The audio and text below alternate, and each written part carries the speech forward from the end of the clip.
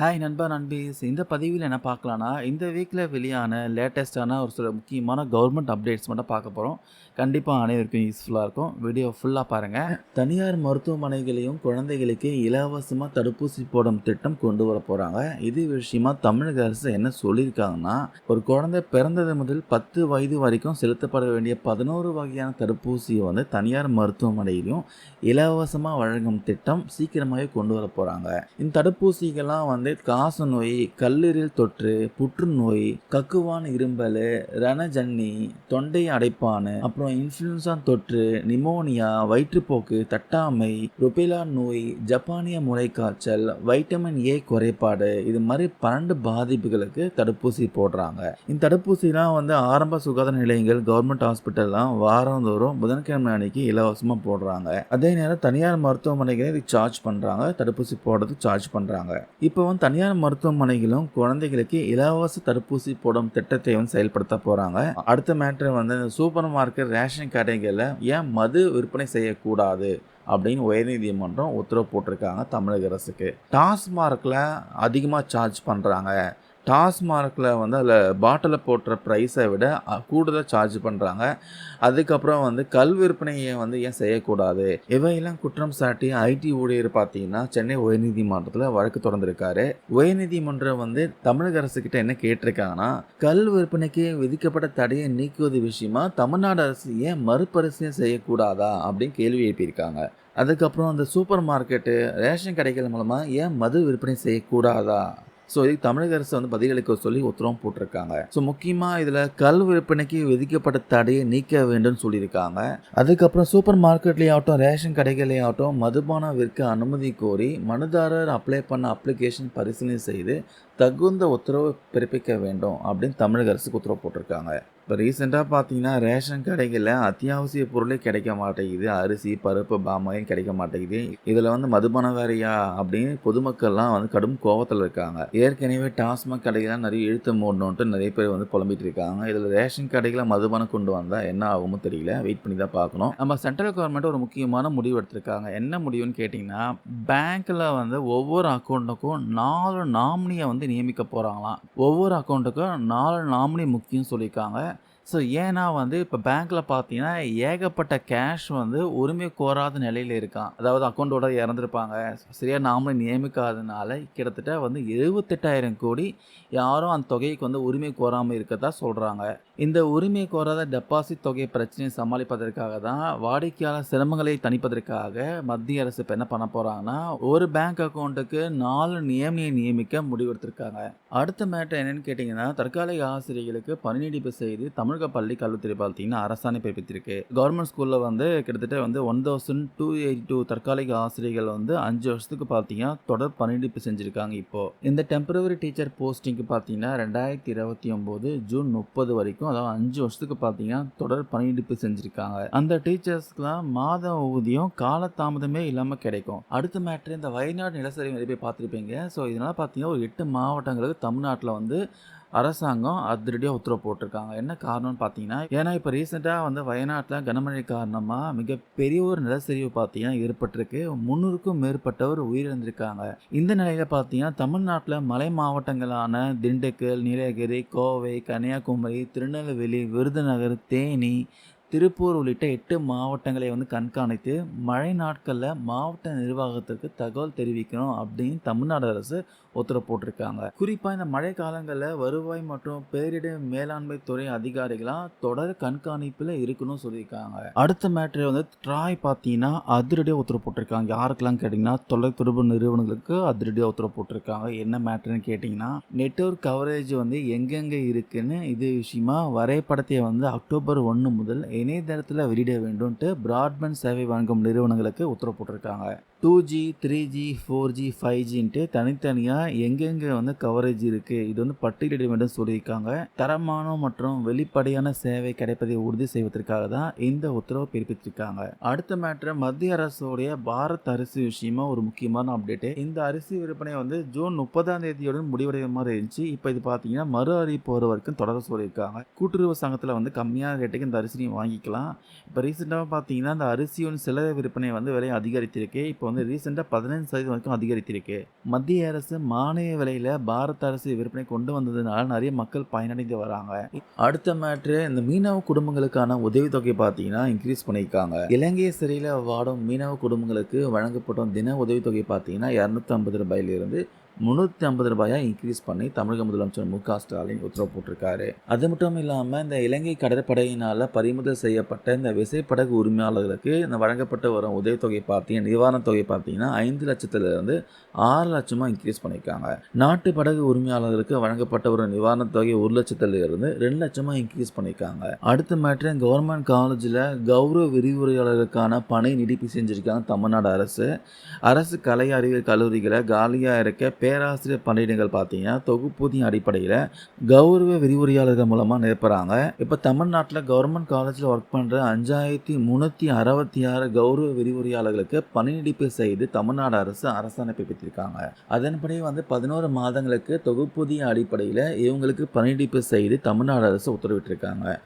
இதுக்கான நிதியும் ஒதுக்கியிருக்காங்க. அடுத்த மேட்ரு பார்த்தீங்கன்னா இந்த கலைஞர் கனவு திட்டம் விஷயமா ஒரு முக்கியமான அப்டேட்டுங்க. நம்ம தமிழ்நாட்டில் இந்த கலைஞரின் கனவு திட்டம் மூலமாக 40,000 பயனாளிகளுக்கு வீடு கட்டுவதற்கான பணி ஆணை வழங்கி தமிழ்நாடு அரசு உத்தரவு போட்டிருக்காங்க. அதுக்கப்புறம் மீதமுள்ள பயனாளிகளுக்கும் வருகின்ற ஆகஸ்ட் 15ஆம் தேதிக்குள்ள வீடு கட்டுவதற்கான பணி ஆணை வழங்கப்படும் சொல்கிறாங்க. நம்ம தமிழ்நாட்டில் இந்த கலைஞரின் கனவு திட்டத்தில் பார்த்தீங்கன்னா 2024-25 நிதியாண்டில் ஒரு வீட்டுக்கு சுமார் 3,10,000 ரூபாய் நிதி ஒதுக்கீடு பண்ணியிருக்காங்க. மொத்தமானு பார்த்தீங்கன்னா 1 லட்சம் வீடுகள் கட்டுவதற்கு 3,100 கோடி ரூபாய் ஒதுக்கீடு பண்ணி தமிழ்நாடு அரசு உத்தரவு போட்டிருக்காங்க. இப்போ வந்து 40,000 பயனாளிகளுக்கு ஆணை பிறப்பித்திருக்காங்க. மீதமுள்ளவங்களுக்கு ஆகஸ்ட் 15ஆம் தேதி பண்ண போகிறாங்க. அடுத்த விஷயம் பார்த்தீங்கன்னா எல்லா ஸ்கூலுக்கும் பள்ளி கல்வித்துறை வந்து உத்தரவு போட்டிருக்காங்க. என்ன உத்தரவுன்னு கேட்டிங்கன்னா, தமிழக பள்ளி மாணவர்களுக்கு பார்த்தீங்கன்னா இந்த உறுதி சான்று ஒரு விஷயம் இருக்குது. அதாவது தமிழ்நாட்டில் கவர்மெண்ட் ஸ்கூலில் பார்த்தீங்கன்னா 6th 12th வரைக்கும் யார் படித்தாங்களோ அந்த ஸ்டூடெண்ட்ஸ்க்கு 7.5% இடஒதுக்கீட்டில் மெடிசன் ஆகட்டும் இன்ஜினியரிங் படிப்பில் சேர்வதற்கு அந்தந்த பள்ளிகளை பார்த்தீங்கன்னா உறுதிமொழி சான்று கொடுக்கணும். உறுதி சான்று கொடுத்தா மட்டும்தான் அந்த 7.5% ரிசர்வேஷனில் போக முடியும். ஆனால் நிறைய ஸ்கூலில் பார்த்தீங்கன்னா இதை டிலே பண்ணிட்டு இருக்காங்களாம். இது விஷயமா பள்ளி கல்வித்துறைக்கு புகார் வந்ததுனால பள்ளி கல்வித்துறை வந்து எல்லா ஸ்கூலுக்கும் அதிரடியாக உத்தரவு போட்டிருக்காங்க. காலதாமதம் இல்லாமல் சீக்கிரமாக இது கொடுக்கணும் உத்தரவு போட்டிருக்காங்க. 4 வீலர்ஸ்க்கு ஆகட்டும் இல்லை 4 வீலர்ஸ்க்கு மேலே நீங்கள் எந்த வாகனம் ஓட்டினாலும் ஃபாஸ்டேக் கட்டாயம். ஃபாஸ்டேக் இல்லாமல் நீங்கள் டோல்கேட் கிராஸ் பண்ண முடியாது.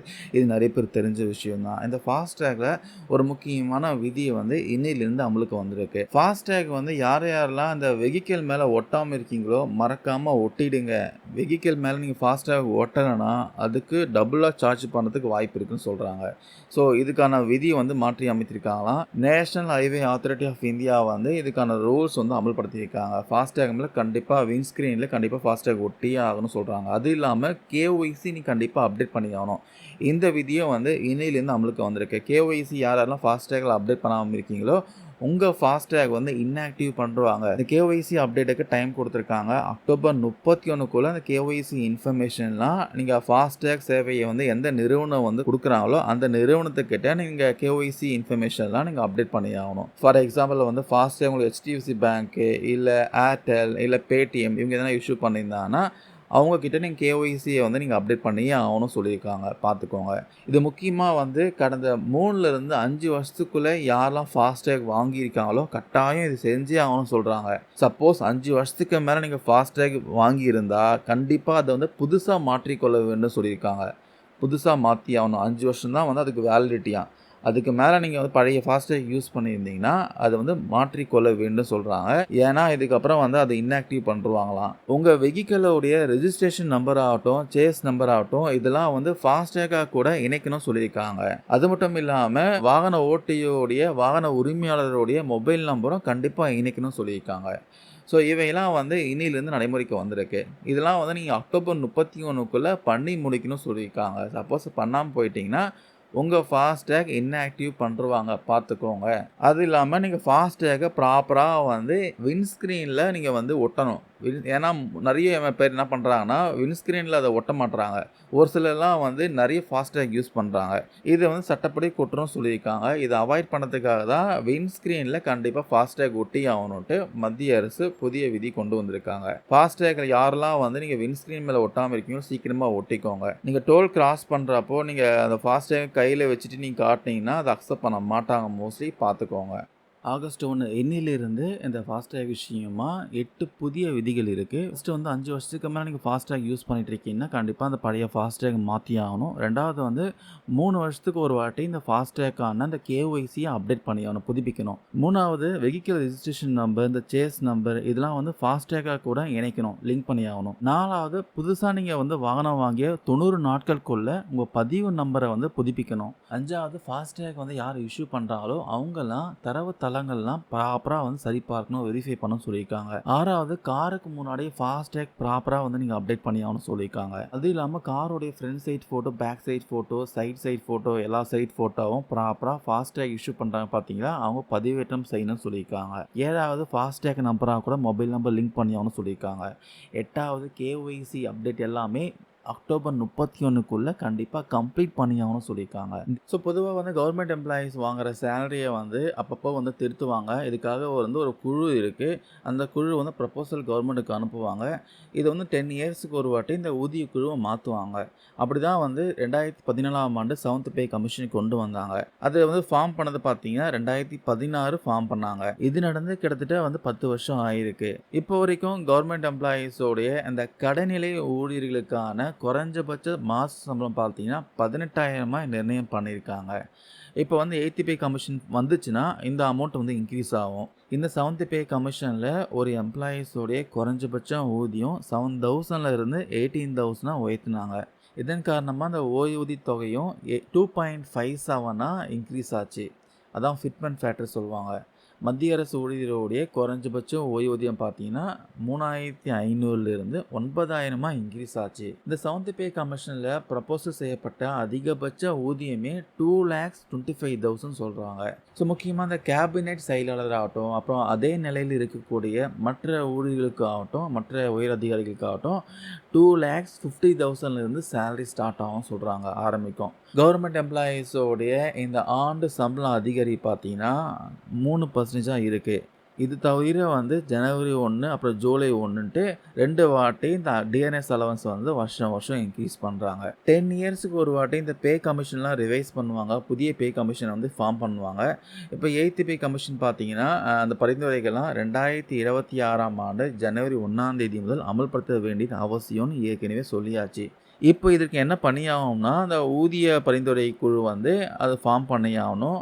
அது விஷயமா மத்திய அரசு எந்த பதிலும் இன்னும் கொடுக்காம இருக்காங்க. இது வரைக்கும் வந்து எந்த ஒரு முடிவும் எடுக்காமல் இருக்காங்க. நேற்று வந்து இது விஷயமா ராஜ்யசபாவில் மத்திய அமைச்சர் வந்து ஒரு புதிய விளக்கம் கொடுத்துருக்காரு. 8th பே கமிஷன் விஷயமா கொஸ்டின் ரைஸ் பண்ணாங்க. அதற்கு வந்து மத்திய நிதித்துறை இணையமைச்சரான பங்கன் சௌத்ரியும் ஒருத்தர் இருக்காரு. அவர் என்ன சொல்லியிருக்காருன்னா, மத்திய அரசு ஊழியர்களுக்கு 8th பே கமிஷன் அமைக்க கோரி கடந்த ஜூன் மாதம் 2 மனுக்கள் வந்திருக்கான். இருப்பினும் பார்த்தீங்கன்னா இந்த 8th பே கமிஷன் ஃபார்ம் பண்ணுறது இது வரைக்கும் எந்த பரிசீலனையும் பண்ணலை, பரிசீலனையிலே இல்லைன்னு சொல்லிட்டாரு. இதனால் கவர்மெண்ட் எம்ப்ளாயீஸ்க்கான இந்த 8th பே கமிஷன் ஃபார்ம் பண்ணுறதுக்கான முடிவு தற்போதைக்கு இல்லை அப்படின்னு தகவல் வெளியே வந்திருக்கு. ஸோ சென்ட்ரல் கவர்மெண்ட்டே வந்து இந்த 8th பே கமிஷன் விஷயமா எந்த அனௌன்ஸ்மெண்ட்டும் கொடுக்காததுனால மாநில அரசும் இதை தான் ஃபாலோ பண்ணுவாங்க. மாநில அரசும் இந்த ஊதிய குழு அறிவிக்கும் நிலை இப்போதைக்கு இல்லைன்னு சொல்கிறாங்க. இப்போதைக்கு மத்திய அரசு வந்து இந்த 8th பே கமிஷன் விஷயமா எந்த ஒரு அறிவிப்பும் வெளியிட ரெடியாக இல்லை. அதனால் ஸ்டேட் கவர்மெண்ட் எம்ப்ளாயீஸ்க்கும் இந்த ஊதிய உயர்வு இப்போதைக்கு எதுவும் இல்லை அப்படின்னு தகவல் வெளியே வந்திருக்கு. வெயிட் பண்ணி பார்க்கலாம், டைம் இருக்குது.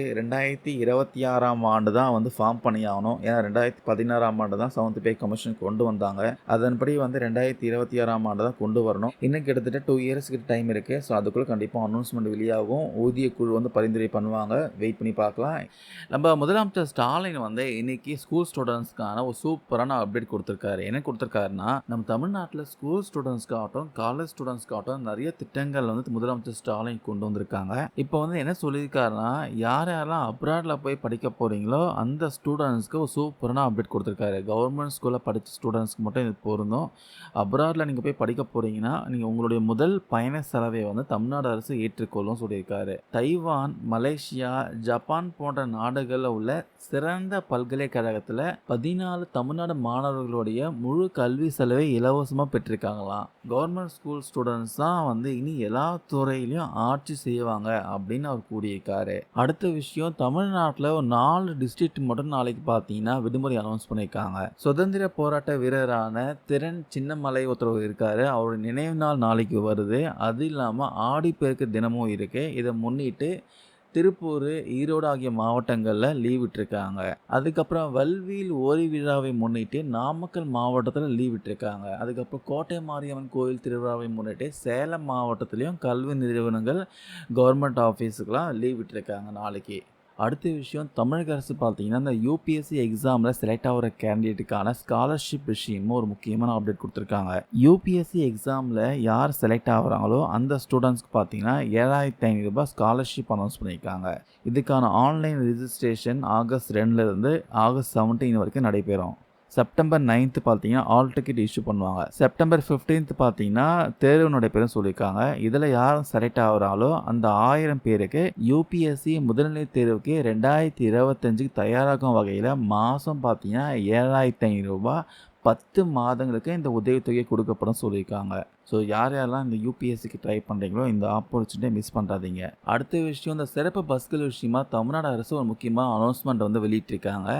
இன்னிலிருந்து ஆகஸ்ட் 4ஆம் தேதி வரைக்கும் பார்த்தீங்கன்னா 1140 சிறப்பு பஸ்கள் இயக்க போகிறாங்க. வார விடுமுறையாகட்டும், ஆடிப்பெருக்கு, ஆடி அமாவாசையை முன்னிட்டு சென்னையிலிருந்து பல்வேறு நகரங்களுக்கும், அதுக்கப்புறம் திருச்சி, சேலம், ஈரோடு, கோவை, திருப்பூர், நெல்லை மற்றும் நாகர்கோவில், மதுரை உள்ளிட்ட நகரங்கள் இருந்தும் பேருந்துகள் இயக்க போகிறாங்க. ஸோ எல்லாரும் வந்து இந்த டிஎன்எஸ்டிசி வெப்சைட்டும் அந்த மொபைல் ஆப் மூலமாக முன்பதிவு செய்து பயணம் செய்யலான்ட்டு தமிழ்நாடு அரசு கேட்டுக்கொண்டிருக்காங்க. அடுத்த மேட்ரு வந்து இந்த ரேஷன் கடையில் பாமாயில் துவரம்பருப்பு விஷயமா தமிழ்நாடு அரசு ஒரு முக்கியமான அப்டேட் கொடுத்துருக்காங்க. இப்போ ரீசெண்டாகவே வந்து ரேஷன் கடைகளை பார்த்தீங்கன்னா துவரம்பருப்புக்கும் பாமாயிலுக்கும் டிமாண்ட் ஆகிருக்கு. நிறைய இடத்துல கிடைக்கவே மாட்டேங்குது. ஸோ இதனால் பார்த்தீங்கன்னா சொல்லியிருக்காங்கன்னா, ஜூலை மாதத்தில் யாரெல்லாம் இந்த பாமாயிலும் அதுக்கப்புறம் துவரம்பருப்பும் வாங்காமல் இருக்கீங்களோ அவங்களுக்கு ஆகஸ்ட்டில் கொடுக்க போகிறாங்க. ஸோ ஆகஸ்ட் மாதத்துக்குள்ளே நீங்கள் வாங்கிக்கோங்க. அடுத்த மேட்ரு வந்து ரயில் பயணிகளுக்கெல்லாம் ஒரு சூப்பரான அப்டேட்டுங்க. என்னென்னு கேட்டிங்கன்னா, இந்த ரயிலில் பார்த்தீங்கன்னா இந்த பொது பொட்டிகளோட எண்ணிக்கை அதிகரிக்க போகிறாங்களாம். முன்பதிவு இல்லாத சூப்பர் ஃபாஸ்ட் விரைவு ரயிலான இந்த அம்ரித் பாரத் ரயில் திட்டத்தை வந்து அரசு கொண்டு வந்திருக்காங்க.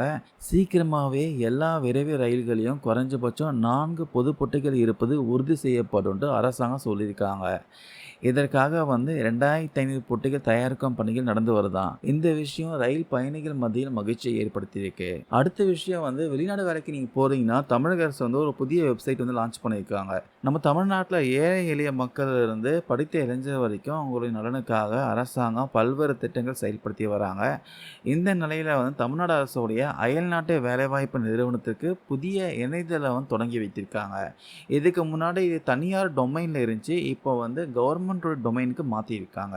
www.omcmanpower.tn.gov.in இதான் இதுக்கப்புறம் இந்த புதிய வெப்சைட்டு. யாரெல்லாம் ஃபாரினுக்கு போக விருப்பம் இருக்கோ இந்த புதிய வெப்சைட் வந்து பயன்படுத்திக்குமாறு தமிழ்நாடு அரசு அறிவுறுத்தியிருக்காங்க. இந்த காலத்தில் பார்த்தீங்கன்னா வெளிநாடு வேலை சொல்லிட்டு நிறைய பேர் வந்து மோசடியில் ஈடுபடுறதுனால தமிழ்நாடு அரசு இந்த திட்டம் கொண்டு வந்திருக்காங்க. அடுத்த விஷயம், 6 படை வீடுகளுக்கு சிறப்பு பேருந்து வசதி தமிழ்நாடு அரசு கொண்டு வர போகிறாங்க. நம்ம தமிழ்நாடு அரசு விரைவு போக்குவரத்து கழகம் மூலமாக 6 படை வீடான திருத்தணி, சுவாமிமலை, பழனி, திருப்பராங்குன்றம், பழமுதிர் சோலை, திருச்செந்தூர் கோவிலில் தரிசனம் செய்ய இந்த பேருந்து சேவை வந்து கொண்டு வர போகிறாங்களாம். சென்னையிலிருந்து கவர்மெண்ட் பஸ்ஸில் 4லேருந்து 5 நாட்களில் வந்து இந்த பயணம் மேற்கொள்ளும் வகையில் திட்டம் கொண்டு வர போகிறாங்க. ஸோ யாரெல்லாம் முருகர் பக்தர் இருக்கீங்களோ இந்த வாய்ப்பை பயன்படுத்திக்கோங்க. அடுத்த விஷயம், கவர்மெண்ட் பஸ்ஸில் தினக்கூலியாக ஒர்க் பண்ணுற தொழிலாளிகளுக்கு ஊதிய உயர்வு வந்து அனௌன்ஸ் பண்ணியிருக்காங்க. நம்ம தமிழக அரசு வந்து பணியாளர் பற்றாக்குறை காரணமாக தினசரி ஒப்பந்த அடிப்படையில் வந்து ஊழியர்களை நியமனம் செய்வாங்க. அவங்களுக்கு குறைஞ்சபட்ச ஊதியமாக ரூ. 535 மட்டுமே கொடுத்துட்டு இருந்தாங்க. இதை வந்து உயர்த்த வேண்டும்ட்டு பல வருஷமாக கோரிக்கை வைத்து வந்த நிலையில் இப்போ வந்து இன்க்ரீஸ் பண்ணியிருக்காங்க. அரசு விரைவு போக்குவரத்து கழக தினக்கூலி தொழிலாளர்களுக்கு ஊதியத்தை உயர்த்தி தமிழ்நாடு அரசு அறிவிப்பு வெளியிட்டிருக்காங்க. நாள் ஒன்றுக்கு இந்த டிசிசி பணியாளர்களுக்கு ரூ. 882 நிர்ணயம் பண்ணியிருக்காங்க. தொழில்நுட்ப பணியாளர்களுக்கு ரூ. 872 நிர்ணயம் பண்ணியிருக்காங்க. அடுத்த விஷயம், தமிழக முதலமைச்சர் மு.க.ஸ்டாலின் இளைஞர்களுக்காக ஒரு புதிய திட்டம் கொண்டு வந்திருக்காங்க. வேர்களை தேடி அப்படின்னு ஒரு திட்டம் கொண்டு வந்திருக்காங்க. வேர்களை தேடினா எதுக்காகனா, இந்த திட்டம் மூலமாக ஏராளமான இளைஞர்கள் பயனடைய முடியும் சொல்கிறாங்க. தற்போது வந்து திட்டத்தின் கீழே 15 நாடுகளை சேர்ந்த 100 தமிழ் இளைஞர்கள் வந்து இன்னிலிருந்து ஆகஸ்ட் 15ஆம் தேதி வரைக்கும் தமிழ்நாட்டில் சுற்றுப்பயணம் மேற்கொள்ளலாம் அப்படின்னு சொல்லியிருக்காங்க. அடுத்த விஷயம், ரேஷன் கடைகள்லாம் ஒரு சூப்பரான திட்டம் கொண்டு வர போகிறாங்க. ரேஷன் கடைகளை பார்த்தீங்கன்னா இடம் வந்து பற்றாக்குறையாக இருக்குது. அப்போ புகார்கள் வந்துட்டு இருக்கு, கரெக்டான இடையில போட மாட்டுறாங்கன்ட்டு. அதனால தமிழ்நாடு அரசு வந்து என்ன முடிவெடுத்திருக்காங்கன்னா, ரேஷன் கடைகளில் பொருட்கள்லாம் பாக்கெட்டுகளை விற்பனை செய்ய முடிவெடுத்திருக்காங்க. இது ஏற்கனவே முதல் கட்டமாக சேலம் மாவட்டத்தில் கொண்டு வந்திருக்காங்க. சேலம் மாவட்டத்தில் நியாய விலைக் கடைகளை பார்த்தீங்கன்னா ரேஷன் பொருட்கள்லாம் பாக்கெட்டுகளை விற்பனை செய்கிறாங்க.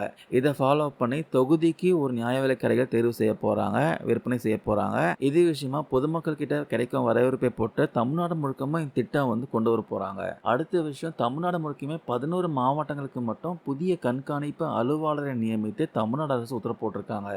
அவர் என்ன பண்ணுவார்னா, மாவட்டத்துடைய வளர்ச்சி பணிகளை வந்து துரிதப்படுத்துறது, பொதுமக்களுக்கான நலத்திட்ட உதவிகள்லாம் கரெக்டாக போய் சேருதா இல்லையா கண்காணிக்கிறது, இதெல்லாம் பண்ணுவாராம். நாகை, நாமக்கல், புதுக்கோட்டை, கோவை, திருப்பூர், கள்ளக்குறிச்சி, தூத்துக்குடி, திருவண்ணாமலை, திண்டுக்கல், திருப்பத்தூர், சென்னை ஆகிய 11 மாவட்டங்களுக்கு புதிய கண்காணிப்பாளர் நியமிக்கப்பட்டிருக்காங்க. அடுத்த விஷயம் பார்த்தீங்கன்னா, டீச்சர்ஸ்க்கான ஒரு ஹாப்பியான நியூஸ் வந்து வெளிவந்திருக்கு. என்னன்னு கேட்டிங்கன்னா, இனிமேல் ஸ்டூடெண்ட்ஸோடைய புகைப்படத்தை பதிவிட்டும் பணிகள்லாம் டீச்சர்ஸ் செய்ய வேண்டான்ட்டு அமைச்சர் அன்பில் மகேஷ் பொய்யாமொழி தெரிவித்திருக்காங்க. ஸ்டூடெண்ட்ஸோடைய எல்லா இன்ஃபர்மேஷனும் எமிஸ் வெப்சைட்டில் அது பதிவு பண்ணியாகணும். அதனால் பார்த்தீங்கன்னா, டீச்சர்ஸோடைய பணி சுமை அதிகரித்து வருது, பாடம் கற்றுத்தர முடியவில்லைன்ட்டு புகார்கள் எழுந்திருக்கு. ஸோ டீச்சர்ஸ்லாம் ஸ்டூடெண்ட்ஸ்க்கு பாடம் நடத்தினா மட்டும் போதுமானது, வேறு எந்த பணியும் செய்ய தேவையில்லைன்ட்டு அமைச்சர் அன்பில் மகேஷ் பொய்யாமொழி அனௌன்ஸ் பண்ணியிருக்காரு. ஸோ இதுக்காக பார்த்தீங்கன்னா வேற ஒரு அசிஸ்டன்ட் போட்டிருக்காங்களாம். கவர்மெண்ட் எம்ப்ளாயீஸில் பல லட்சம் பேருக்கு ஒரு குட் நியூஸ் வந்திருக்கு.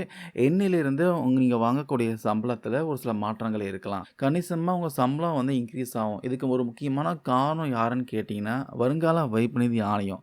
அவங்க எடுத்த ஒரு முக்கியமான டெசிஷன் தான் எண்ணிலிருந்து அமலுக்கு வந்திருக்கு. அதனால் உங்கள் சேலரியில் கொஞ்சம் இன்க்ரீஸ் இருக்கும்.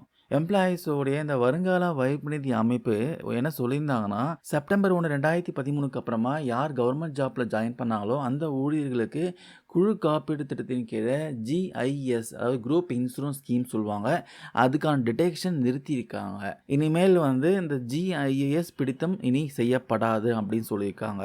அதனால் கவர்மெண்ட் எம்ப்ளாயீஸ் சம்பளத்திலிருந்து இத்தனை காலமாக இந்த பிடிக்கப்பட்ட இந்த குரூப் இன்சூரன்ஸ் திட்டத்தின் கீழே இனி பணம் பிடிக்கப்படாது அப்படின்னு தகவல் வெளிவந்திருக்கு. நம்ம மத்திய அரசு பார்த்தீங்கன்னா, இந்த குழு காப்பீடு திட்டம், central government employees group insurance scheme வந்து ஜனவரி 1982 நடைமுறைக்கு வந்துச்சு. இது வந்து கவர்மெண்ட் எம்ப்ளாயீஸ்க்கு வந்து 2 பெனிஃபிட் கொடுத்துச்சு. அதாவது அவங்களுடைய குடும்பங்களுக்கு உதவுவதற்கான அந்த காப்பீடு தொகையும், அது மட்டும் இல்லாமல் அவங்க ரிட்டையர்மெண்ட் ஆகிறப்போ மொத்த தொகையும் கொடுக்கறது. ஸோ இந்த 2 விஷயம் வந்து அந்த பெனிஃபிட் கொடுத்துட்டு இருந்துச்சு. இதற்காக ஒரு குறிப்பிட்ட அமௌண்ட் வந்து அவங்க சேலரியில் டிடெக்ஷன் பண்ணிட்டு இருந்தாங்க. இப்போ அதற்கான டிடெக்ஷன் ஸ்டாப் பண்ணியிருக்காங்க, நிறுத்தியிருக்காங்க.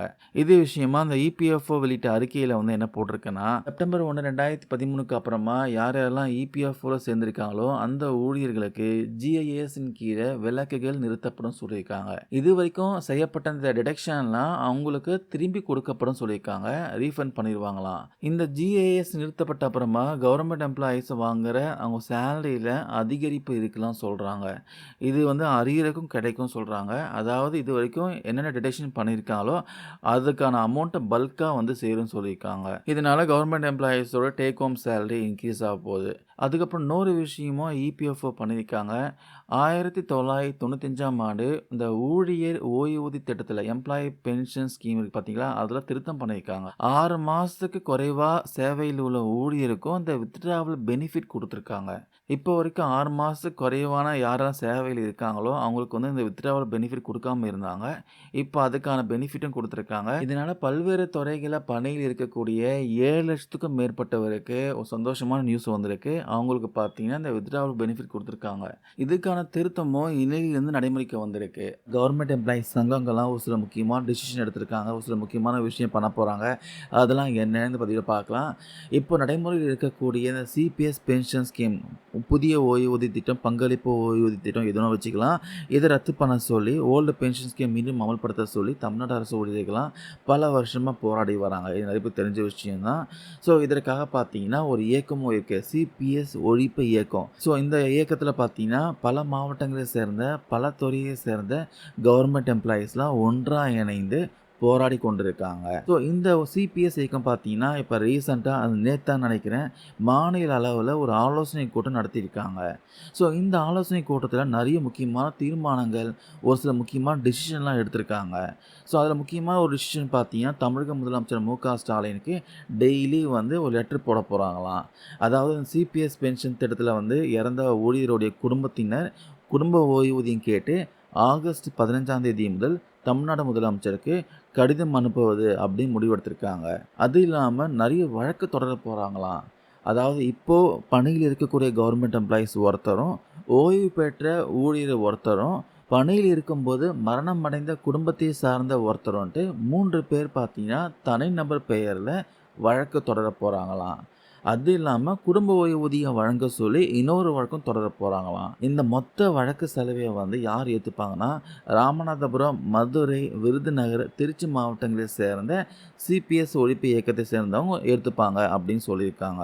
இன்னும் நிறைய விஷயம் வந்து இந்த ஆலோசனை கூட்டத்தில் வந்து முடிவு பண்ணியிருக்காங்க. நிறைய தீர்மானங்கள் நிறைவேற்றியிருக்காங்க. தமிழக முதலமைச்சர் ஸ்டாலின் இனியாவது விழித்து கொண்டு கவர்மெண்ட் எம்ப்ளாயீஸ் உடைய ஒரு முக்கியமான ரெக்வஸ்ட்லாம் நிறைவேற்றி ஆகணும். இல்லைனா வரப்போகிற எலெக்ஷனில் கண்டிப்பாக கவர்மெண்ட் எம்ப்ளாயீஸ் ஃபுல் சப்போர்ட் எதுவுமே இருக்காது அப்படின்னு தெளிவாக இருக்குது. ஏன்னா ஏற்கனவே லோக்சபா எலெக்ஷனில் கவர்மெண்ட் எம்ப்ளாயீஸோட பாதி சப்போர்ட் போயிருக்கு.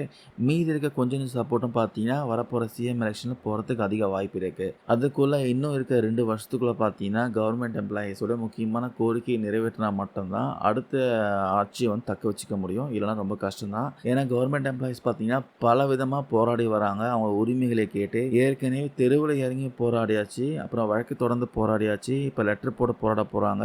அவங்களுடைய உரிமைகளை கேட்டு பல விதமாக வந்து போராட்டம் நடத்தியிருக்காங்க, போராட்டம் நடத்த போகிறாங்க. ஸோ வெயிட் பண்ணி பார்க்கலாம். இனி வரப்போகிற காலத்தில் கவர்மெண்ட் எம்ப்ளாயீஸோடைய முக்கியமான ரெக்வஸ்ட்லாம் தமிழக முதலமைச்சர் மு.க. ஸ்டாலின் நிறைவேற்றுவாரான்ட்டு வெயிட் பண்ணி பார்க்கலாம். இந்த 7th பே கமிஷன் படி வந்து இந்த பேசிக் சேலரியாக கூட டிஏ லிங்க் பண்ண போகிறதா ஒரு பேச்சுவார்த்தை நடந்துட்டு இருக்கு. இணைக்க போகிறாங்களாம்.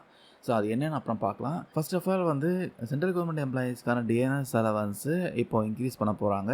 இதுக்கான அனௌன்ஸ்மெண்ட் செப்டம்பர் மாதம் கண்டிப்பாக வெளியாகும்ட்டு மத்திய அரசு வட்டாரங்கள் தெரிவிக்கிறாங்க. அது வந்து 3% இருக்கலாம், 4% இருக்கலாம். இது வந்து பணவீக்கம் நிலையை பொறுத்து இது 4% இருக்கிறதுக்கு வாய்ப்பு இருக்கிறதா அரசு அதிகாரிகள் தெரிவிக்கிறாங்க. இப்போ இந்த டிஎன்எஸ் அலவன்ஸ் பார்த்தீங்கன்னா பேசிக் சேலரியில் 50% இருக்குது. 7th பே கமிஷன் படி பேசிக் சேலரியாக கூட டிஏ இணைக்கப்படும் அப்படின்னு பேச்சுவார்த்தை நடந்து வரதா அரசு வட்டாரங்கள் தெரிவிக்கிறாங்க. இது விஷயமா ஒரு சிலர்லாம் என்ன சொல்கிறாங்கன்னா 50% மேலே டிஎன்எஸ் அலவன்ஸ் இருந்துச்சுன்னா பேசிக் சேலரியாக கூட டிஏ இணைக்கப்படாது அப்படின்னு சொல்கிறாங்க. 8th பே கமிஷன் வந்து ஃபார்ம் பண்ணுற வரைக்கும் இது அப்படியே தான் தொடரும் சொல்கிறாங்க. இது இணைப்பிற்கு பதிலாக வந்து டிஏ 50% தாண்டிச்சுன்னா ஹெச்ஆர்ஏ உள்ளிட்ட இந்த அலவன்ஸ்லாம் இருக்குல்ல, அதர் அலவன்ஸ்லாம் அதெல்லாம் அதிகரிப்பதற்கான விதிகள் இருக்கா. இது ஏற்கனவே நடந்திருக்கு. ஹெச்ஆர்ஏலாம் இன்க்ரீஸ் பண்ணியிருக்காங்க. முக்கியமாக அந்த 4th பே கமிஷனில் டிஎன்எஸ் அலவன்ஸ் வந்து 170% எட்டியிருக்கு. மார்ச் 2024 மத்திய அரசு டிஎன்எஸ் அலவன்ஸ் வந்து அடிப்படை ஊதியத்தில் 4% வந்து ஏற்றிருக்காங்க. 50% வரைக்கும் இன்க்ரீஸ் ஆகிருக்கு. இதே போல் வந்து டிஎன்எஸ் ரிலீஃபும், அதாவது அகவிலைப்படை நிவாரணமும் இன்க்ரீஸ் பண்ணியிருக்காங்க. இது ஓய்வூதியத்துக்கு கொடுப்பாங்க. இதுவும் வந்து 4% வரைக்கும் இன்க்ரீஸ் பண்ணியிருக்காங்க.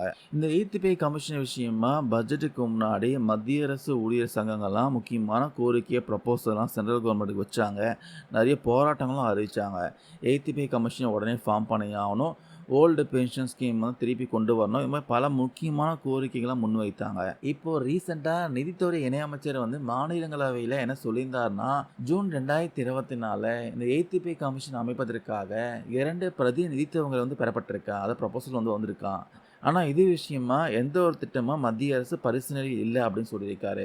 அதனால் 8th பே கமிஷனை வந்து ஃபார்ம் பண்ணுற விஷயமா அரசாங்கத்திட்ட எந்த ஒரு முன்மொழியும் இல்லைன்னு தெளிவாக சொல்லியிருக்காரு. ஆனால் கண்டிப்பாக 2026ஆம் ஆண்டுக்குள்ளே கண்டிப்பாக 8th பே கமிஷன் ஃபார்ம் பண்ணி நடைமுறை கொண்டு வந்துடுவாங்க அப்படின்னு தகவல் வெளியே வந்திருக்கு. ஏன்னா அதுக்கான முக்கியமான காரணம் 10 இயர்ஸ்க்கு ஒரு வாட்டி இந்த ஊதிய குழு வந்து மாற்றி அமைக்கணும். கடந்த 2016ஆம் ஆண்டு தான் 7th பே கமிஷன் வந்து நடைமுறைக்கு வந்துச்சு. அதனால் 2026ஆம் ஆண்டு 8th பே கமிஷன் நடைமுறைக்கு வரும்ன்ட்டு அரசு வட்டாரங்கள் தெரிவிக்கிறாங்களாம். அதுக்கப்புறம் இந்த ஸ்டேட் கவர்மெண்ட் எம்ப்ளாயீஸ்க்கு மட்டும் ஏன் இந்த பாரபட்சம் பார்க்குறீங்க? சென்ட்ரல் கவர்மெண்ட் எம்ப்ளாயீஸ் பண்ணுறதுனா ஸ்டேட் கவர்மெண்ட் எம்ப்ளாயீஸ் பண்ண வேண்டியது தானே. நாங்களும் அரசாங்கத்துக்கிட்ட தானே வேலை செய்கிறோம். அதனால ஸ்டேட் கவர்மெண்ட் எம்ப்ளாயீஸ்லாம் வந்து ஒரு சில முக்கியமான ரெக்வஸ்ட்லாம் தமிழ்நாடு அரசுக்கிட்ட வச்சுருக்காங்க. அதில் முக்கியமாக பார்த்தீங்கன்னா இந்த பணிக்கொடை ஒன்று இருக்குது, கிராட்டிடியூட் இருக்குது. அது பார்த்தீங்கன்னா சென்ட்ரல் கவர்மெண்ட் எம்ப்ளாயீஸ்க்கு வந்து 25 lakhs வந்து உயர்த்தி வழங்க உத்தரவு போட்டிருக்காங்க. ரீசெண்டாக அது நடந்திருக்கு. அதே மாதிரி இப்போ ஸ்டேட் கவர்மெண்ட் எம்ப்ளாயீஸ்க்காகட்டும் டீச்சர்ஸ்க்காகட்டும் எல்லாருக்கும் இந்த பணிக்கொடையை வந்து 25 lakhs இன்க்ரீஸ் பண்ணி ஆகணும் சொல்லியிருக்காங்க. கடந்த 1/1/2024 முதல் இந்த ஓய்வு பெறக்கூடிய மத்திய அரசு ஊழியர்களுக்கு 20 lakhsலேருந்து 25 lakhs இந்த கிராட்டிவிட்டியை வந்து இன்க்ரீஸ் பண்ணாங்க. இதே மாதிரி வந்து 1/1/2024 முதல் சென்ட்ரல் கவர்மெண்ட் எம்ப்ளாயீஸ்க்கு எப்படி நீங்கள் கொடுத்தீங்களோ இதே மாதிரி ஸ்டேட் கவர்மெண்ட் எம்ப்ளாயீஸ்க்கும் இந்த பணிக்கொடை உயர்த்தி வழங்க வேண்டும்ன்ட்டு கோரிக்கை விடுத்திருக்காங்க. அது இல்லாமல் இந்த ஓல்டு பென்ஷன் ஸ்கீம் வந்து உடனடியாக நடைமுறைப்படுத்த வேண்டும். அதுக்கப்புறம் வந்து தற்போது வழங்கப்பட்டு வரும் மாதாந்திர ஓய்வூதியத்தை வந்து குறைஞ்சபட்சம் 9,000 உயர்த்த வேண்டும். அதுக்கப்புறம் மாதம் மாதம் வழங்கிட்டு இருக்க இந்த மருத்துவ படி பார்த்தீங்கன்னா ₹300 வந்து 1000 இன்க்ரீஸ் பண்ணி ஆகணும். காலி பணியிடங்கள்லாம் உடனே நிரப்ப வேண்டும். சத்துணவு அங்கன்வாடி மையங்களில் ஒர்க் பண்ணக்கூடிய பணியாளர்கள், தினக்கூலி அடிப்படையில் பணியாற்றி வரும் பணியாளர்கள் எல்லாரையுமே பார்த்தீங்கன்னா பணி நிரந்தரம் செய்யணும். அதுக்கப்புறம் பொது சுகாதாரத்துறையில் பணியாற்றி வரும் மஸ்தூர் பணியாளர்களுக்கு ஆண்டுதோறும் பணி வழங்கப்பட வேண்டும். இவர்களை வந்து பணி நிரந்தரம் செய்யணும். தூய்மை பணியாளருடைய சம்பளத்தை உயர்த்தி வழங்கணும். இது மாதிரி நிறைய கோரிக்கையெல்லாம் வந்து அரசு ஊழியர் சங்கம் அரசாங்கத்துக்கு வச்சுருக்காங்க. இதெல்லாம் அரசாங்கம் என்ன பண்ண போகிறோன்னு தெரியல, வெயிட் பண்ணி தான் பார்க்கணும். நிறைய பேருக்கு தெரிஞ்சிருக்கும், டீச்சர்ஸ் நிறைய பேர் போராட்டம் நடத்தி வராங்க. அவங்களோட முக்கியமான ரெக்வஸ்ட்லாம் நிறைவேற்றாமல் இருக்கிறதுனால டீச்சர்ஸ்லாம் போராட்டம் நடத்தி வராங்க, கைது பண்ணிகிட்டு இருக்காங்க தமிழக அரசு தரப்புலையும். ஸோ முக்கியமான கோரிக்கைன்னு பார்த்தீங்கன்னா அவங்க 13 அம்ச கோரிக்கையை பட்டியலிட்டாங்க. ஸோ அது எதுவுமே தமிழக அரசு பார்த்தீங்கன்னா இது வரைக்கும் நிறைவேற்றவே இல்லை. ஆட்சிக்கு வந்து இது வரைக்கும் நிறைவேற்றவே இல்லை. ஸோ டீச்சர்ஸோடைய முக்கியமான ரெக்வஸ்ட்டே பார்த்தீங்கன்னா இந்த டீச்சர்ஸோடைய ப்ரமோஷன் அது பாதிக்கக்கூடிய அரசாணை ஒன்று இருக்குது. அரசாணை 243I இதை வந்து கைவிட வேண்டும். அதுக்கப்புறம் இந்த ஓல்டு பென்ஷன் ஸ்கீம் மீண்டும் அமல்படுத்தணும். சரண் விடுப்பு இது மாதிரி நிறைய ரெக்வஸ்ட் இருக்குது. ஸோ அப்புறம் காலி வேக்கன்சி வந்து கரெக்டாக ஃபில் பண்ணி ஆகணும். இது மாதிரி நிறைய ரெக்வஸ்ட் இருக்குது. இவையெல்லாம் ப்ராப்பராக நிறைவேற்ற சொல்லி தமிழக அரசுக்கு டீச்சர்ஸ்லாம் பல வருஷமாக கோரிக்கையை வைத்து வராங்க. ஆனால் தமிழக அரசும் இது விஷயமா செவிசாய்க்காமலே இருக்காங்க. பண்ணுவோம் சொல்லிட்டு இருக்காங்க. நான் பண்ணபாடு இல்லை. அதனால் கிட்டத்தட்ட 300க்கும் மேற்பட்ட டீச்சர்ஸ்லாம் நேற்று வந்து போராட்டத்தில் குதிச்சிருக்காங்க. தமிழக அரசு பார்த்தீங்கன்னா அவங்களுக்கு கைதும் பண்ணியிருக்காங்க. டீச்சர்ஸ் கைது பண்ணுறது சரியான்ட்டு பல பேர் பார்த்தீங்கன்னா எதிர்ப்பு தெரிவித்து வராங்க. ஸோ முக்கியமாக எதிர்க்கட்சிகள்லாம் வந்து டீச்சர்ஸ் நீங்கள் எப்படி கைது பண்ணலாம் அப்படின்னு எதிர்ப்பு தெரிவித்து வராங்க. இந்த நிலையில் பார்த்தீங்கன்னா நம்ம பள்ளி கல்வித்துறை அமைச்சரான அன்பில் மகேஷ் பொய்யாமொழி ஒரு முக்கியமாக ஒரு பேட்டி கொடுத்துருக்காரு. அவர் என்ன சொல்லியிருக்காருன்னா, டீச்சர்ஸ்லாம் வந்து ஒரு 13 ரெக்வஸ்ட் வந்து வைத்திருக்காங்க. ஸோ அது கிட்டத்தட்ட வந்து 5லேருந்து 6 ரெக்வஸ்ட் பார்த்தீங்கன்னா நாங்கள் வந்து நிறைவேற்றும் தருவாயில் இருக்கோம், சீக்கிரமாக நிறைவேற்றிடுவோம். இதில் வந்து நிதி சார்ந்த ரெக்வஸ்ட் எது, நிதி இல்லாத ரெக்வஸ்ட் எது அதெல்லாம் பார்த்து பட்டியலிட்டிருக்கோம். முதன்மை செயலாளருடைய பரிந்துரையின்படி என்னென்ன ரெக்வஸ்ட்லாம் வந்து நிறைவேற்ற முடியுமோ சீக்கிரமாக டீச்சர்ஸோடைய உணர்வுகளுக்கு மதிப்பளித்து அவங்க கோரிக்கைகள் நிறைவேற்றப்படும் அப்படின்னு ஒரு பாசிட்டிவான ஒரு அப்டேட் கொடுத்துருக்காரு. ஸோ இது யூஸ்வலாக கொடுக்கக்கூடிய ஒரு அப்டேட் தான். எப்போல்லாம் டீச்சர்ஸ் தரப்பில் வந்து போராட ஆரம்பிக்கிறாங்களோ அப்போல்லாம் வந்து இது மாதிரி ஒரு பேட்டி கொடுத்து அந்த டைமில் ப்ராப்ளத்தை வந்து ஸ்டாப் பண்ணுறாங்களே தவிர இதுக்கு நிரந்தர தீர்வு காண மாட்டுறாங்க. துரிதமாக செயல்பட்டு அவங்க ரெக்வஸ்ட் என்ன அதை ரிவ்யூ பண்ணி அதை நிறைவேற்ற மாட்டுறாங்க அப்படின்னு மிகப்பெரிய ஒரு குறையாக இருக்குது. காத்திருந்தால் பார்க்கணும் இவர் சொன்னபடி டீச்சர்ஸோட ரெக்வஸ்ட்லாம் சீக்கிரமாக நிறைவேற்றுவாங்களா இல்லையான்ட்டு. அதுக்கப்புறம் இன்னொரு அப்டேட் வந்து பள்ளி கல்வித்துறையிலேருந்து வந்திருக்கு. என்னன்னு கேட்டிங்கன்னா, தமிழக அரசு பள்ளிகளில் தலைமை ஆசிரியர் பணியிடங்கள்லாம் நிறைய நிரப்பாமலே இருக்குது. இதை விரைவில் நிரப்ப முடிவெடுத்திருக்காங்களாம். நிறைய கவர்மெண்ட் ஸ்கூலில் 900 தலைமை ஆசிரியர் பணியிடங்கள் காலியாக இருக்கான். இந்த இடங்களை நிரப்பாமல் போனதற்கு முக்கியமான காரணம் நீதிமன்ற வழக்கு தான் சொல்கிறாங்க. அதாவது 2011ஆம் ஆண்டு இந்த டெட் எக்ஸாம் வந்து அறிமுகப்படுத்துனாங்க. அதுதான் வந்து ஒரு பெரிய சிக்கலாக வந்து நிற்குதான். ஆசிரியராக பணியில் சேருவதற்கு மட்டுமே டெட் தேர்வு கட்டாயம் உத்தரவு வந்து அப்போ பிறப்பித்தாங்க. ஆனால் நீதிமன்ற வழக்கு ஒன்றில் பார்த்தீங்கன்னா பதவி உயர்வுக்கும் டெட் தேர்வு எழுதி தேர்ச்சி பெற்றிருக்க வேண்டும் அப்படின்னு உத்தரவு பிறப்பிக்கப்பட்டிருக்கா. இது ஆசிரியர்கள் மத்தியில் வந்து மிகப்பெரிய ஒரு அதிருப்தியை ஏற்படுத்தியிருக்கு. இந்த உத்தரவை எதிர்த்து நீதிமன்றத்தில் வழக்குகள் தொடர்ந்துகிட்டே இருக்காங்க. பதவி உயர்வுக்கு டெட் தேர்வு அவசியம் என்பதை ஏற்க முடியாது அப்படின்னு ஆசிரியர் தரப்பில் சொல்கிறாங்க. இந்த வழக்கு பல வருஷமாக நடந்து வரதுனால ஆசிரியர்களுக்கு பதவி உயர்வு கிடைக்காமலே தவித்து வராங்க. இதில் கவனிக்க வேண்டிய விஷயம் என்னன்னு கேட்டிங்கன்னா, சில ஆசிரியர்களுக்கு பணி உயர்வு பெறுவதற்கு இன்னும் 2 வருஷம் இல்லை 1 வருஷம் தான் இருக்குது. அதுக்குள்ளே எப்படியாச்சும் பதவி உயர்வு கிடைச்சிரும்னு எதிர்பார்ப்பில் இருக்காங்க. 25-30 வருஷம் மேலே ஆகியும் பணியாற்றி வரும் ஆசிரியர்களுக்கு பதவி உயர்வு கிடைக்காமல் போனதுக்கு இது மிகப்பெரிய ஒரு குறையாகவே இருந்து வருது. இந்த சூழலில் பார்த்தீங்கன்னா தமிழ்நாடு முழுக்க 345 மூத்த ஆசிரியர்களுக்கு தலைமை ஆசிரியராக பதவி உயர்வு அழைத்து பள்ளி கல்வித்துறை உத்தரவு பிறப்பித்தாங்க. இது 3ல் ஒரு பங்கு பார்த்தீங்கன்னா இப்போ காலி வேக்கன்சி ஃபில் ஆக போகுது. ஸோ சீக்கிரமாகவே பார்த்தீங்கன்னா பேலன்ஸ் வேக்கன்சி ஃபில் பண்ண போகிறாங்க. இப்படி வேக்கன்சி ஃபில் ஆனதுனால என்ன நன்மைன்னு கேட்டிங்கன்னா, ஃபஸ்ட்டு ஓய்வு பெறுவதற்கு முன்னாடி பதவி உயர்வு வாய்ப்பு கிடைச்சிடும். 2வது காலி பணியிடங்களால் ஆசிரியர்களுக்கு ஏற்படக்கூடிய கூடுதல் சுமையை குறைப்பது. இந்த கவர்மெண்ட் எம்ப்ளாயீஸ்க்கான ஒரு முக்கியமான அப்டேட்டு. என்ன விஷயம்னு கேட்டிங்கன்னா, கிட்டத்தட்ட ஒரு 58 இயர்ஸாக கவர்மெண்ட் எம்ப்ளாயீஸ்க்கு இருந்த அந்த தடையை நம்ம மோடி அரசாங்கம் நீக்கியிருக்காங்க. அது என்ன தடை, இதனால் என்ன பெனிஃபிட் எல்லாமே டீட்டெயிலாக இந்த பதிவில் பார்க்கலாம். ஆர்எஸ்எஸ் இது நிறைய பேர் கேள்விப்பட்டிருப்பீங்க. ராஷ்ட்ரியா ஸ்வயம் சேவக சங்கம். இது ஒரு சேவை சங்கம். இது முழுக்க முழுக்க இந்து தேசியம், இந்துத்துவம் போன்ற தத்துவங்கள்லாம் இந்துக்களிடையே பரப்பக்கூடிய ஒரு சங்கம் தான் இந்த சங்கம். அதுவும் இல்லாமல் இது முழு நேரம் ஊழியரை குறிக்கக்கூடிய சங்கம். சங்கத்துடைய கூட்டங்கள், பயிற்சி வகுப்புகளுக்கு ஏற்பாடு செய்யறது, இது மாதிரி நிறைய விஷயம் சமூக சேவையாக பண்ணிட்டு இருக்காங்க. இந்த அமைப்பில் கவர்மெண்ட் எம்ப்ளாயீஸ் சேரக்கூடாது அப்படின்னு 58 வருஷத்துக்கு மேலே தடை இருந்துகிட்டே இருந்துச்சு. இந்த ஆர்எஸ்எஸ் செயல்பாடுகளில் கவர்மெண்ட் எம்ப்ளாயீஸ் பங்கேற்பதற்கு 1966ல் மத்திய அரசு தடை போட்டாங்க. அதுக்கப்புறம் இந்த அடல் பிகாரி வாஜ்பாய் தலைமையிலான பாஜக ஆட்சியிலையும் கடந்த 10 ஆண்டு காலமாக மோடி ஆட்சியிலையும் பார்த்தீங்கன்னா இந்த தடையை கண்டினியூ ஆகிட்டே இருக்குது. இப்போ 58 வருஷமாக இருந்த இந்த தடை மோடி அரசாங்கம் நீக்கி இருக்காங்க. லாஸ்ட்டாக இப்போ நடந்து முடிந்த அந்த லோக்சபா எலெக்ஷனில் பிரதமர் மோடி பார்த்தீங்கன்னா 400 இடத்துல ஜெயிப்போம், வெல்வோம் அப்படின்னு சொல்லியிருந்தார். ஆனால் அவர் கிடைச்சது பார்த்தீங்கன்னா வெறும் 240 இடங்கள் மட்டுமே. ஸோ முக்கியமாக இந்த உத்தரப்பிரதேசம் தான் பார்த்தீங்கன்னா பாஜக கோட்டையாக இருந்துட்டு இருந்துச்சு. அங்கேயே பார்த்தீங்கன்னா பின்னடைவை சந்தித்திருக்காங்க சொல்லலாம். எலெக்ஷனுக்கு முடிவுக்கு அப்புறமா அந்த ஆர்எஸ்எஸ் பாஜக இடையே மோதல் போக்கு நிலவிட்டே இருந்ததுனால இப்போ பார்த்தீங்கன்னா இந்த ஆர்எஸ்எஸ் அமைப்பில் கவர்மெண்ட் எம்ப்ளாயீஸ் சேரக்கூடாது அந்த தடையை நீக்கி இருக்காங்க. இது ஆர்எஸ்எஸ் அமைப்பு பார்த்தீங்கன்னா வரவேற்றிருக்காங்க. இந்த தடையை நீக்கிறதுனால பாஜக ஆகட்டும் ஆர்எஸ்எஸ் அமைப்பாகட்டும் வரவேற்று வராங்க. இதே விஷயமா மத்திய அமைச்சரான இந்த பியூஷ் கோயல் என்ன சொல்லியிருக்காருன்னா, இது முழுக்க முழுக்க காங்கிரஸ் தான் இதுக்கு தடை போட்டாங்க. தேசியவாத அமைப்புகளுக்கு எதிரான மனநிலையை கொண்ட காங்கிரஸ் கட்சி தான் அரசியல் காரணங்களுக்காக ஆர்எஸ்எஸ் மீது தடை போட்டாங்க.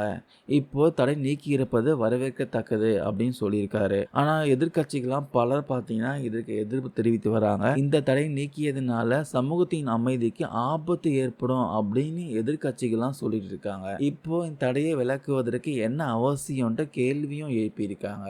மகாத்மா காந்தியோட படுகொலைக்கு அப்புறமா 1948ஆம் ஆண்டு ஆர்எஸ்எஸ் அமைப்புக்கு தடை போட்டாங்க.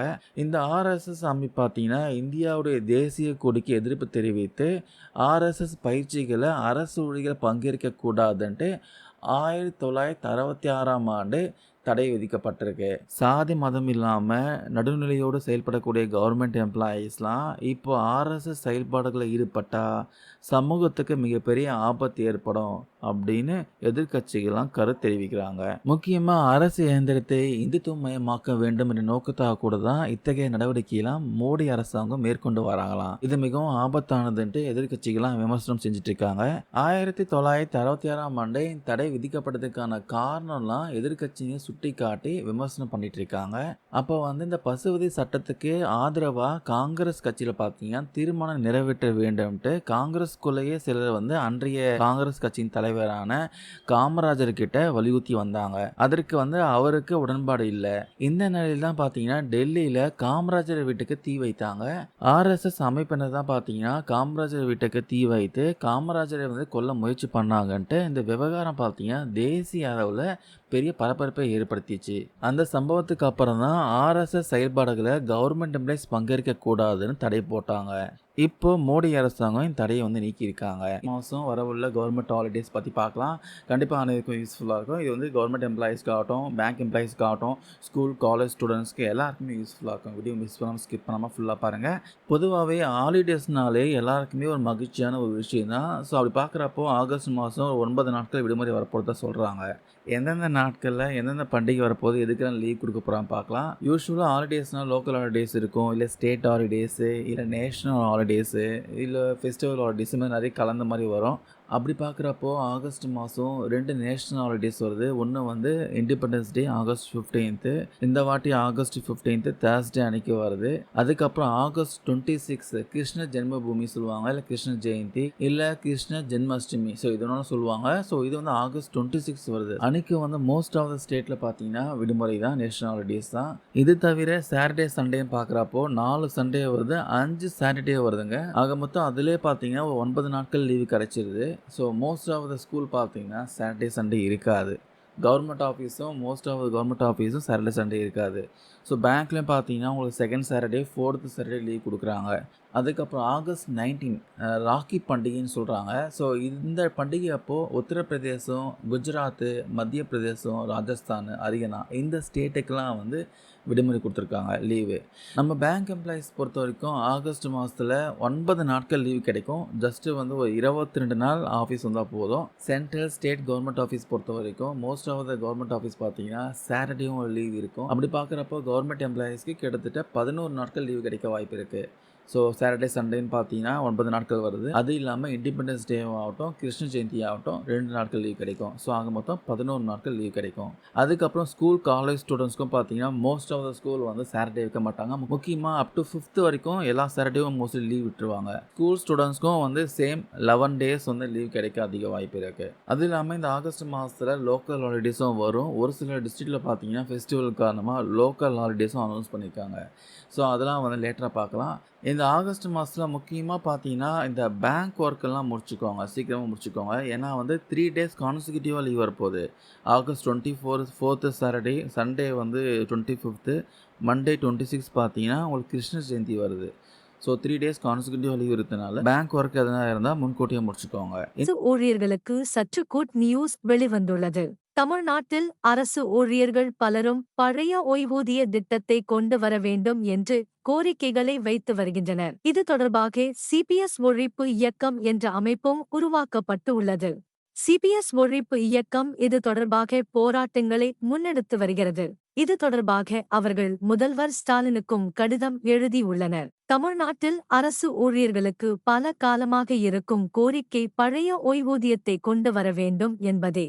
அப்படி இருக்க அவர்களுக்கு இன்ப அதிர்ச்சி தரும் விதமாக ஆளும் திமுக முக்கியமான ஒரு அறிவிப்பை வெளியிடலாம் என்று எதிர்பார்க்கப்படுகிறது.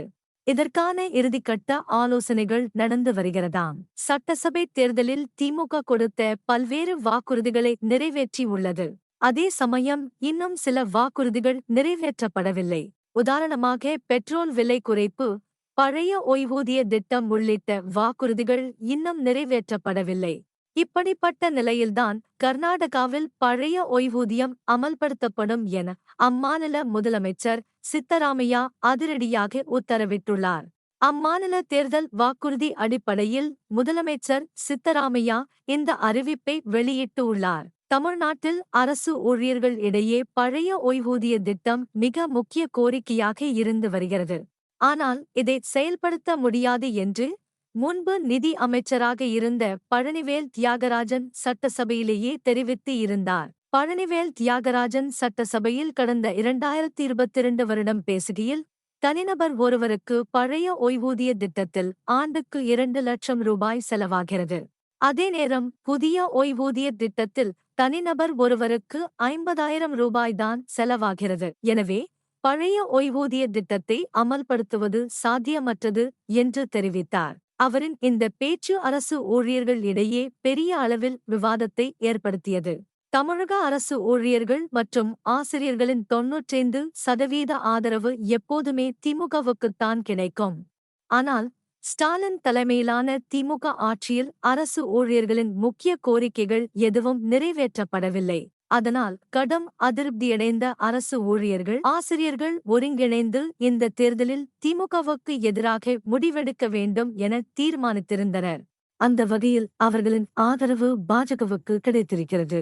பொதுவாக திமுக 95% வாக்குகளும் மீதமுள்ள 5% வாக்குகள் அதிமுக உள்ளிட்ட மற்ற கட்சிகளுக்கும் கிடைக்கும். ஆனால் இந்த முறை பதிவான தபால் வாக்குகளில் 50%க்கும் குறைவாகத்தான் திமுகவுக்கு கிடைத்துள்ளது. அதேபோல தபால் வாக்குகளில் எப்போதும் 2வது இடத்தில் இருக்கும் அதிமுக இந்த முறை 3ஆம் இடத்துக்கு தள்ளப்பட்டுள்ளது. அதிமுகவை வீழ்த்தி 2ஆம் இடத்தில் பாஜக வந்துள்ளது. இதை சாதாரணமாக எடுத்துக் கொள்ளக்கூடாது. தபால் வாக்குகளிலேயே திமுக 50%க்கும் குறைவாக, அதாவது 45% மட்டுமே எடுத்திருக்கும் போது வாக்குப்பதிவில் எந்தளவுக்கு திமுகவுக்கு எதிராக அரசு ஊழியர்கள் வாக்களித்திருப்பார்கள் என முதல்வர் ஸ்டாலின் கணக்கிட்டு ஆராய்ந்து பார்க்க வேண்டும் என்று அரசு ஊழியர்கள் விவரித்து பேசுகிறார்கள். திமுகவுக்கு எதிரான மனநிலையில் அரசு ஊழியர்கள் இருந்திருப்பது மட்டுமல்லாமல் 2வது இடம் வருவதற்கேற்ப பாஜகவை அரசு ஊழியர்கள் ஆதரித்திருப்பதும் உற்று கவனிக்க வேண்டிய விஷயம் என்றும் சுட்டிக்காட்டுகின்றனர். குறிப்பாக திமுக உற்று கவனிக்க வேண்டும் என்கின்றனர். தமிழ்நாட்டில் பழைய ஓய்வூதிய திட்டத்தை அமல்படுத்த வேண்டும் என்று பல்வேறு தொழிற் சங்கங்களும் தொடர்ந்து கோரிக்கை விடுத்து வருகின்றன. இந்த நிலையில்தான் நிதி அமைச்சர் தங்கம் தென்னரசு பழைய ஓய்வூதிய திட்டத்தை கொண்டு வருவாரா என்ற கேள்வி எழுந்துள்ளது. இந்த நிலையில்தான் முதல்வர் ஸ்டாலின் பழைய ஓய்வூதிய திட்டத்தை கொண்டு வர முடிவு செய்துள்ளார் என்று கூறப்படுகிறது. பழைய ஓய்வூதிய திட்டம் பற்றி முன்னதாக அமைச்சர் தங்கம் தென்னரசு அளித்த பேட்டியில் இது தொடர்பாக மத்திய அரசு குழு அமைத்துள்ளது. அரசு ஊழியர்களின் நலனில் மாநில அரசு எப்போதும் கவனமாக இருக்கும். இது தொடர்பாக பலர் எங்களிடம் கோரிக்கை வைத்து வருகின்றனர். அந்த வகையில் வரும் பட்ஜெட்டில், அதாவது பிப்ரவரி மாதம் பழைய பென்ஷன் பற்றிய அறிவிப்பு வரும். அதற்கான இறுதிக்கட்ட பணிகள் தற்போது நடக்கின்றன. பட்ஜெட்டில் பழைய பென்ஷன் பற்றி கூறுவார்கள் என்று கூறப்படுகிறது. அப்படி இல்லை என்றால் புதிய ஓய்வூதியத்தில் மாற்றங்களை செய்து அதை கொண்டு வர தமிழக அரசு ஆலோசனை செய்து வருகிறதாம். லோக்சபா தேர்தலில் அரசு ஊழியர்களிடம் இழந்த ஆதரவை பெறும் வகையில் முதல்வர் ஸ்டாலின் பழைய ஓய்வூதிய திட்டத்தை கொண்டு வர இருப்பதாக தகவல்கள் வருகின்றன.